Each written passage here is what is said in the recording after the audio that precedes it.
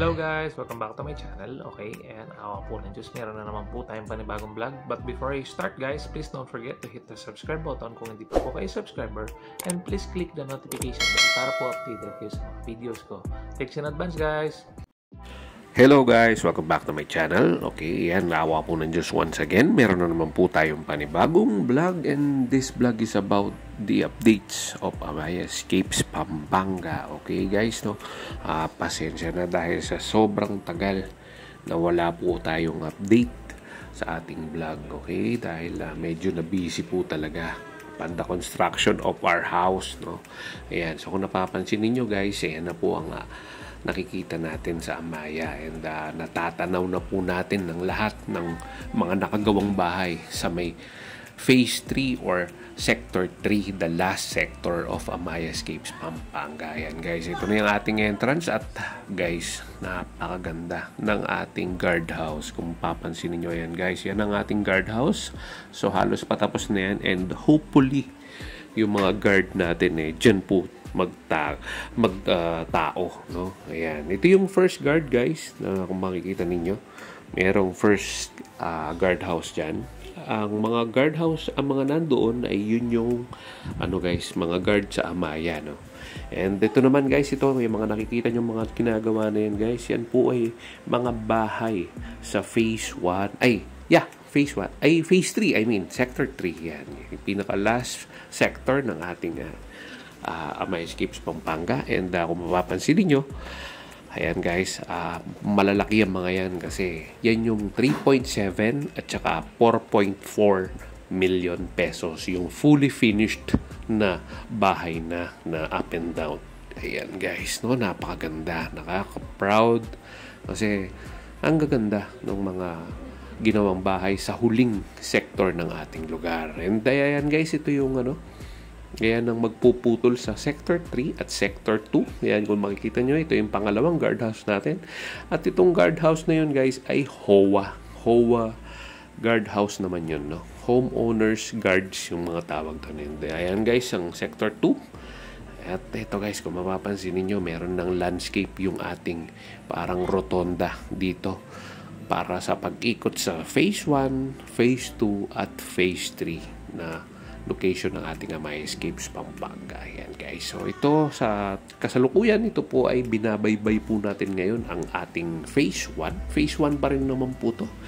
And then yung gawing kanan natin yan guys ay yun ang Phase 2. At yung gawing kaliwa ay Phase 1, no?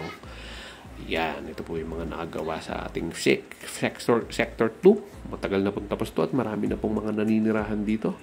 By the way, ang difference lang naman ng Phase 1 at saka Phase 2 guys ay yung mga design ng bahay. Usually sa Sector 2, medyo brown na yung mga color ng ibang mga bagong model, no? And then, yun nga, yung Phase 3, yun na po yung pinakamahal na mga bahay. Ayan. So, ito yung ating center clubhouse. Ayan ang ating swimming pool. May mga, naman po tayo. Ayan, o. By the way, ang update po sa ating swimming pool ay libre po sa mga homeowners, no? Pero, siyempre, alam ko sa bisita yata may bayad, no? Sa bisita may bayad, pero sa homeowners, alam ko libre po ito. And then, kung mapapansin nyo guys, napakaganda na ng natin, clubhouse natin. Merong mga patio, may mga upuan. Ayan, yung basketball court, kung mapapansin nyo, ang ganda. Ayan, kung mapapansin nyo, meron tayong mga cemented chairs and tables. Bagong bili po yan ng ating homeowners, no, association, no. Yan na po yung ating bunga ng mga paniningil nila sa atin, ng mga HOA juice natin, no. Ayan. So, a lot has happened, no. Maganda maganda yung mga nangyayari as of the moment sa ating community, no. Basta, yun nga, konting push pa guys para gumanda pa lalo ang ating community, no. Ayan. So, ito, yung iniikot natin ito guys, ay Sector 2 yan, no. Ayan. Dahil yung Sector 2 at saka yung Sector 1, nandyan po sa gitnang yan ang ating clubhouse, no. Ayan. So, iikot muna tayo nito niyan guys. Papunta na naman ng Phase 1, and hopefully ikot ako dun sa pinakadulo para maikutan pa natin yung phase 2. And yung pinaka-last na pag-ikot natin is yung papunta sa phase 1, going to my house, no? Ayun, wala naman pong gaanong pagbabago, no? Ayun nga, tulad nga po ng nabanggit ko, kung pupunta man kayo dito, meron kayong madadatnan na unang guard. Yung unang guard na yun yung mga guard ng Amaya. And yung pangalawa namang guard na guardhouse na makikita ninyo, yung nasa rotonda, yun po yung mga guard ng HOA. Yun po yung mga nagbabantay sa atin, no? Ang hawak na po ng HOA ngayon ay phase 1 and phase 2 kasi may mga nakatira na rin po sa phase 2 or sector 2, no? Ang alam ko, ang sector 3. Ang hindi ko pa alam kung may nakatira na. Pero alam ko halos marami na rin po. Actually, hindi man nga marami lang eh. Halos, hindi ko lang alam kung sold out na yata. So, tingnan nyo na lang guys, no? Ayan guys, dapat liliko na ako dyan para umikot sa phase 1. Pero naisip ko, try ko munang umikot dito sa sector 2, no? Ayan guys. So, kung mapapansin nyo, yan, yung mga bahay na yan, sector 2 po lahat yan, no? Merong rito, parang multi-pad na second floor. 4 na magkakadikit po yan. Yan yung sinasabi ko sa inyo, yung design ng sector 2, yung may pagka-brown yung ng mga bahay na second floor. Sa phase 1, wala pong ganyan, no? New models na po kasi ang mga yan. Ang hindi ko lang mahanap yung bagong model na na bungalow. Yung brown color na bungalow. Parang wala pa kasi akong nakitang gano'n.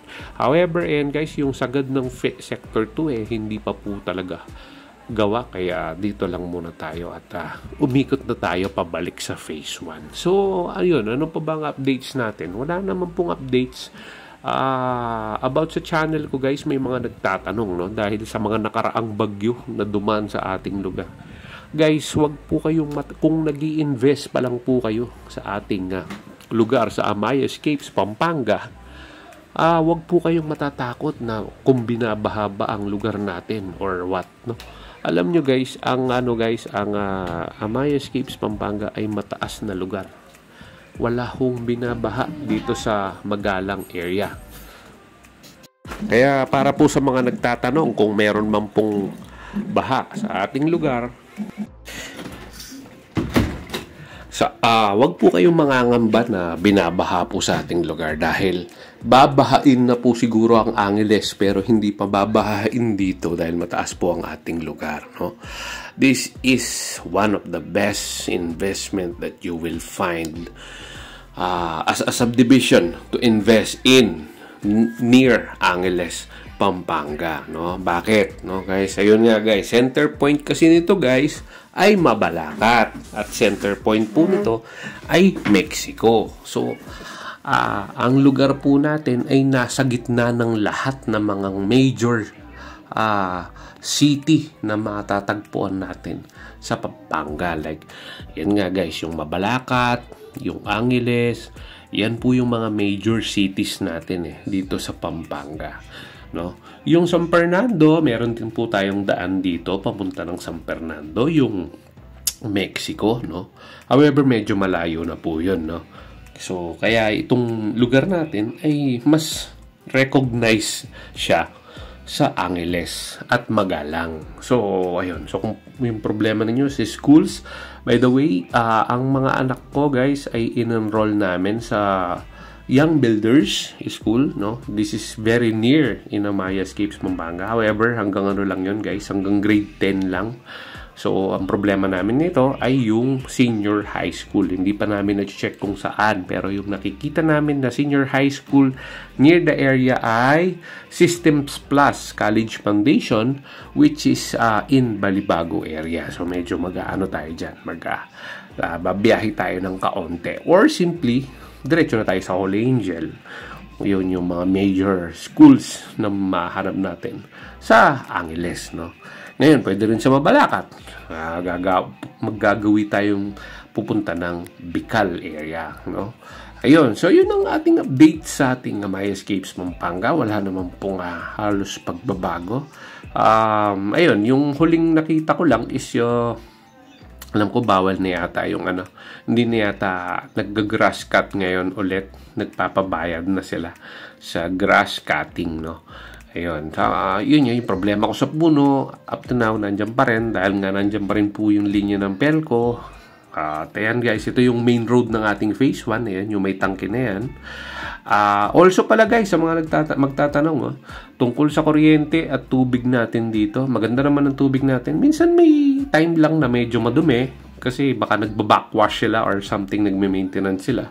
Pero all the time guys, malakas. Alam nyo, kahit nga minsan brownout dito, may tubig pa rin. Ang ganda na supply ng tubig natin dito. Ang kuryente naman, madalang mag-brownout, no? Madalang. Actually, kahit nga malakas ng ulan dito, hindi pa rin nag-brownout. Pambihira. Iba siya. Kasi guys, lalo na kami, no? Galing kami sa Mabalacat City. Sa Mabalacat guys, halos maraming beses ang pagbo-brownout, konting ulan lang. Dito guys, umulan na ng malakas, wala, hindi man nagbo-brownout. Bihira mag-brownout. Maganda yung Pelco 1 natin, no? So, yun guys, I think we're done. Yun na po ang ating vlog for today. Malapit-lapit na po ako sa bahay ko. Kaya na po yung puno, kung mapapansin ninyo. Nakatira po ako sa may manga tree, sa may mango tree. Yan yung pinoproblema ko guys. So, kasi nakabangway na yung puno sa bahay namin. And hopefully, siyempre guys, pagka nagkabunga yan, babagsak na yan sa bubong ng bahay namin. Yan ang nirereklamo namin. Sana ma-trim ito in the future. So yun guys, I think we're done. Yan na po ang ating vlog for today. Kung meron po kayong questions, huwag po kayong mag-hesitate mag-comment. Try po natin itong sagutin sa abot ng aking makakaya. Again, thanks for watching. Keep safe everyone. Thanks be to God. Bye for now. Dito na muna ako sa aming bahay. Bye!